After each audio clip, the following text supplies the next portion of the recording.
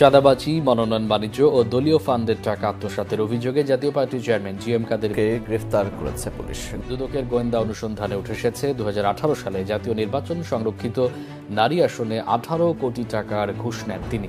পদ বাণিজ্য করতে 301 সদস্য বিশিষ্ট কমিটিকে দ্বিগুণ করে কোটি টাকা হাতিয়ে নেন। এসব অবৈধ অর্থ সিঙ্গাপুর, লন্ডন ও সিডনিতে পাচারের তথ্য আছে দুদকের কাছে। এবার দুদকের জালে পতিত সরকারের বিরোধী দলীয় নেতা জাতীয় পার্টির চেয়ারম্যান জিএম কাদের।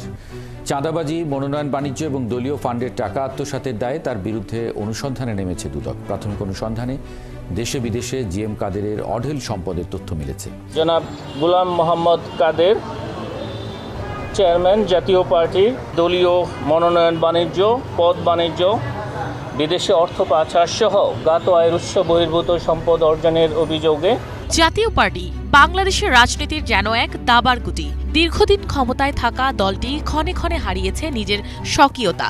একসময় পরিচিতি পায় গৃহপালিত দল হিসেবে। জাতীয় পার্টি শুধুমাত্র গৃহপালিত দলই নয়, জাতীয় পার্টি বাংলাদেশের জনগণের কাছে জাতীয় বেঈমান পার্টিতে পরিণত হয়েছে। কারণ এই জাতীয় পার্টির বিশেষ করে জিএম কাদের, মুজিবুল হক চুন্নু সহ এই দালালরা এরা বিভিন্ন সময় বাংলাদেশের জনগণকে তাদের স্বার্থের জন্য টাকার কাছে বিক্রি করে দিয়েছে এবং জনগণের বিপক্ষে অবস্থান নিয়েছে। এমনকি আমরা এই সর্বশেষ 2024 সালের যেই ডামি এবং ভুয়া এবং সবথেকে বিতর্কিত একটা নির্বাচন, এই নির্বাচনে আমরা আশা করেছিলাম যে জাতীয় পার্টির হয়তোবা শুভ বুদ্ধি উদয় হবে, কিন্তু তখন তারা উপরে উপরে বড় বড় কথা বললেও যে আমরা আওয়ামী লীগের সাথে নাই, আমরা এই ডামি নির্বাচনে যাব না, এই সেই বিভিন্ন রকম কথা বললেও প্রকৃতপক্ষে তারা আওয়ামী লীগের সাথে আসন ভাগাভাগি করে এরপরে নির্বাচনেও গিয়েছে এবং নির্বাচনকে বৈধতাও দিয়েছে। তবে এইবার জাতীয় পার্টির চেয়ারম্যান এবং আওয়ামী লীগের দোসর ও দালাল জিএম কাদের সে দুদকের বিভিন্ন রকম অভিযোগে হাতে নাতে ধরা পড়েছে।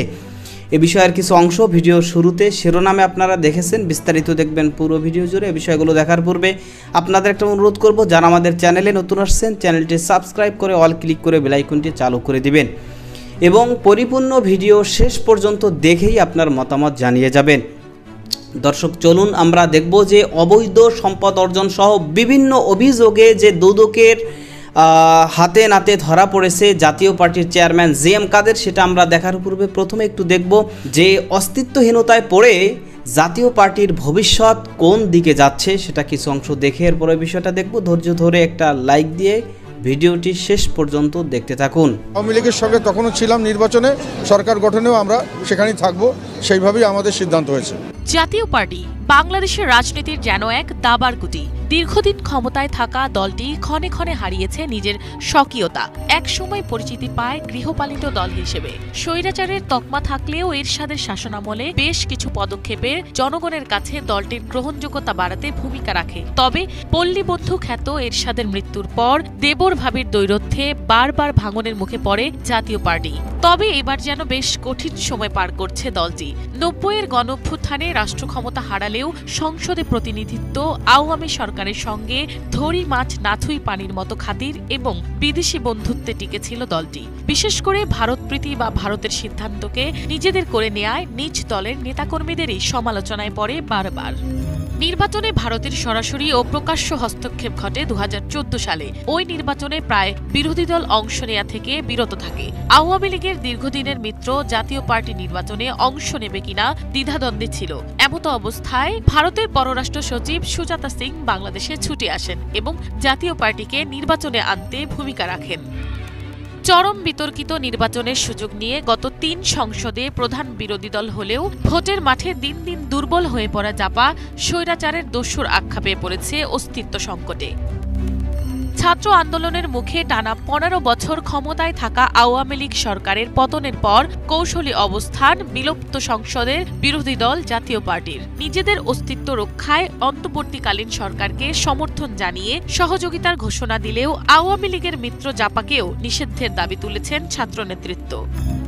অন্যান্য দল এতে সমর্থন না করলেও জাপার কর্মসূচির মাধ্যমে আওয়ামী লীগ সক্রিয় হতে পারে এমন আশঙ্কায় অভ্যুত্থানে নেতৃত্ব দেয়া বৈষম্য বিরোধী ছাত্র আন্দোলনের নেতারা জিএম কাদেরের দলকে সুযোগ দিতে রাজি নন।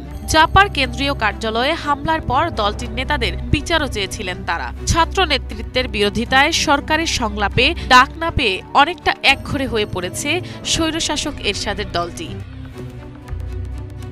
সর্বশেষ নির্বাচনে আওয়ামী লীগের সঙ্গে গাঁটছড়া না বাঁধতে দলের কেন্দ্র থেকে তৃণমূল পর্যন্ত নেতাকর্মীদের চাপ ছিল জাপার শীর্ষ নেতাদের প্রতি, কিন্তু সমঝোতার মধ্য দিয়ে নির্বাচনে অংশ নেয়ায় দলপ্রধান থেকে শুরু করে মহাসচিব মুজিবুল হক চুন্নু, ব্যারিস্টার আনিসুল ইসলাম মাহমুদ, এবিএম রুহুল আমিন হাওলাদার সবচেয়ে বেশি বিতর্কিত হন। নির্বাচনে অংশ নেয়াকে কেন্দ্র করে রওশন এরশাদের নেতৃত্বে জাপায় এ যাবৎকালে সর্ববৃহৎ ভাঙন হয়েছে। বিরোধী দল হিসেবে একই সাথে সরকারি ও বিরোধী দলের রোল প্লে করতে করতে জাতীয় পার্টির অবস্থাও এখন নাজেহাল। এককভাবে নির্বাচন করলে কয়টি আসন পাবে সেটাই এখন বড় প্রশ্ন। এমনকি জিএম কাদেরের আসনটির অবস্থাও নড়বড়ে। রংপুরে বিএনপি, জামাত, ইসলামী আন্দোলন সবার ভোট বাড়লেও এই দলটির একসময় এরশাদ একাই রংপুরের 5 আসনে জিতে দলটার হাল ধরলেও সেই বাস্তবতা এখন আর নেই। এবার দুদকের জালে পতিত সরকারের বিরোধী দলীয় নেতা জাতীয় পার্টির চেয়ারম্যান জিএম কাদের। চাঁদাবাজি, মনোনয়ন বাণিজ্য এবং দলীয় ফান্ডের টাকা আত্মসাতের দায়ে তার বিরুদ্ধে অনুসন্ধানে নেমেছে দুদক। প্রাথমিক অনুসন্ধানে দেশে বিদেশে জিএম কাদেরের অঢেল সম্পদের তথ্য মিলেছে।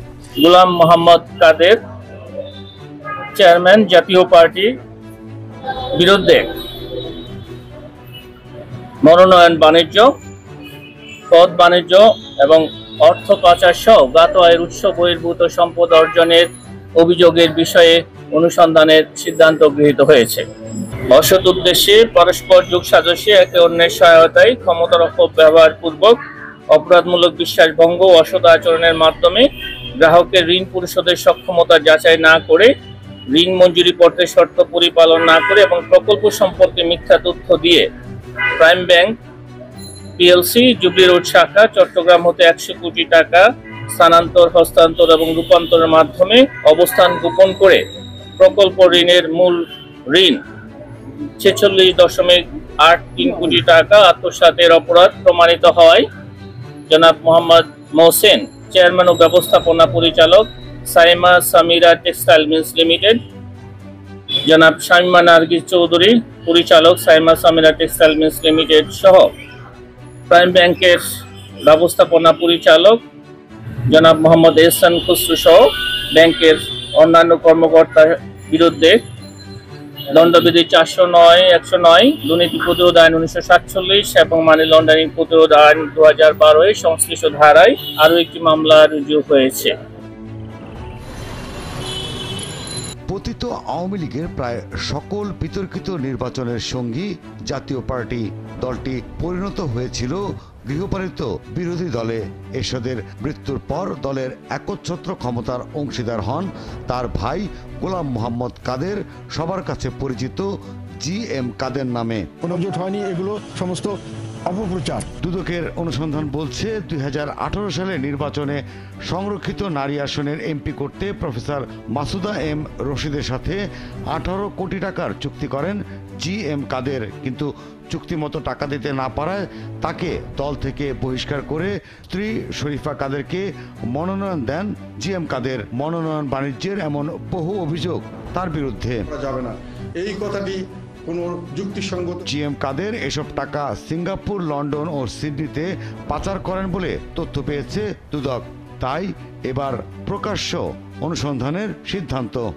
দুদকের এই যে অনুসন্ধান শুরু হয়েছে জাতীয় পার্টির চেয়ারম্যান জিএম কাদেরের বিরুদ্ধে, এবং এই যে জিএম কাদের সে অবৈধ সম্পদ অর্জন সহ নমিনেশন বিজনেস সহ বিভিন্ন রকম সে যে দলীয় ব্যবসা করেছে এবং এর মাধ্যমে কোটি কোটি টাকা সে হাতিয়ে নিয়েছে, এমনকি সে বাংলাদেশের স্বার্থকে ভারতের কাছে বিক্রি করে দিয়েছে। আমরা দেখেছি যে ভারতে সে সফর করে ভারতের ক্ষমতাসীন দলের নেতাদের সাথে বৈঠক করে এরপরে বাংলাদেশে এসে এরপরে মিডিয়ার লোকজন যখন জিজ্ঞেস করলো যে ভারতে আপনি গিয়েছেন, কি কি কথা হয়েছে বা কি বিষয়ে আলোচনা হয়েছে, তখন সে মিডিয়ার কাছে বলতেছে যে এটা আমরা আসলে ভারতের অনুমতি ছাড়া কিছুই বলতে পারবো না, ভারত যদি অনুমতি দেয় তাহলে আমরা বলতে পারবো। তাহলে চিন্তা করেন যে বাংলাদেশে থেকে কত বড় ভারতের দালাল, যে মানে ভারতের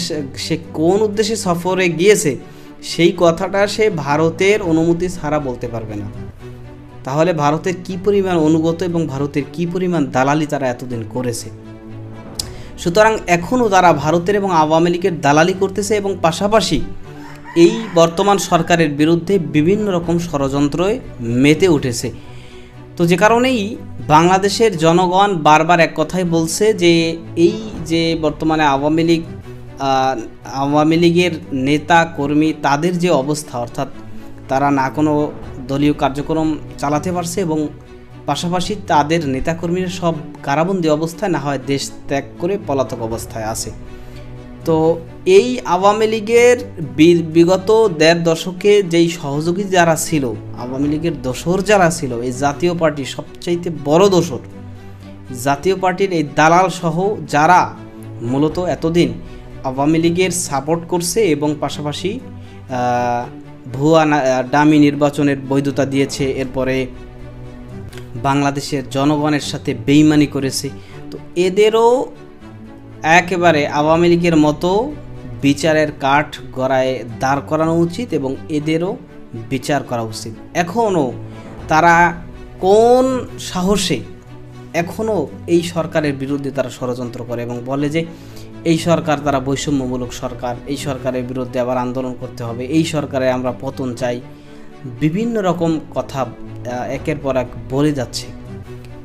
যদিও এই বিষয়টা নিয়ে বাংলাদেশের সর্বস্তরের মানুষই প্রতিবাদ করছে, সাধারণ মানুষ থেকে শুরু করে সর্বস্তরের মানুষের প্রতিবাদ করছে এবং বলছে যে এই দালালের, এই ভারতের পাঁচাটা গোলাম, একেবারে খুব অনুগত গোলাম ভারতের, এই দালালদের তো এই সরকার নিয়ে কথা বলার কোনো অধিকার নাই এবং এই দালালদের কোনো দলীয় কার্যক্রম বাংলাদেশে এখন চালানোর কোনো অধিকার নাই। এদের আগে বিচার হইতে হবে। এরা এত বছর ধরে যেই পরিমাণ অপকর্ম করছে, এই যে ১.৫ দশকে ২-৩টা নির্বাচনে বাংলাদেশের জনগণকে বিরত রেখেছে, আমাদের ভোটকে কেড়ে নিয়েছে, আমরা স্বাধীনভাবে ভোট দিতে পারি নাই, ভোট কেন্দ্রে আমরা যেতে পারি নাই, যারা গিয়েছে তারা স্বাধীনভাবে ভোট দিতে পারে না। যদি আওয়ামী লীগ ছাড়া অন্য কোনো দলের প্রতীকে ভোট দিতে চাইছে তাহলে তাকে ওইখানে মেরে ধরে একেবারে রক্তাক্ত করে তারপরে সেখান থেকে বের করে দেওয়া হয়েছে, লাঞ্ছিত করা হয়েছে, অপদস্থিত করা হয়েছে, মামলা দেওয়া হয়েছে, হামলা দেওয়া হয়েছে। এগুলোর কারণে তো এরাই দায়ী। সুতরাং এদেরকেও কমপক্ষে ২-৩টা নির্বাচনে এদের বিরত রাখতে হবে, নির্বাচন থেকে বিরত রেখে এরপরে বাংলাদেশের জনগণ তাদেরকে যদি অ্যাকসেপ্ট করে তাহলে তারা তখন নির্বাচন করুক বা তাদের দলীয় কাজ চালাক বা যাই করুক তারা করবে। তো দর্শক, দুদকের যে অভিযান শুরু হয়েছে তাতে আমরা আশা করছি যে শীঘ্রই জিএম কাদের, জাতীয় পার্টির দালাল এবং পাশাপাশি মুজিবুর হক চুন্নু আরও এক দালাল, এই 2 দালালকে শীঘ্রই গ্রেফতার করা হবে এবং তাদেরকে রিমান্ডে নিয়ে মূলত কাদের ইন্ধনে দেশে অস্থিতিশীল পরিস্থিতি তৈরি করতে চায় সেটা বের করা দরকার। ভালো থাকবেন, সুস্থ থাকবেন, দেখা হবে নতুন কোনো ভিডিওতে, কথা হবে নতুন কোনো বিষয়। আজকে পর্যন্তই। আসসালামু আলাইকুম ওয়া রাহমাতুল্লাহ।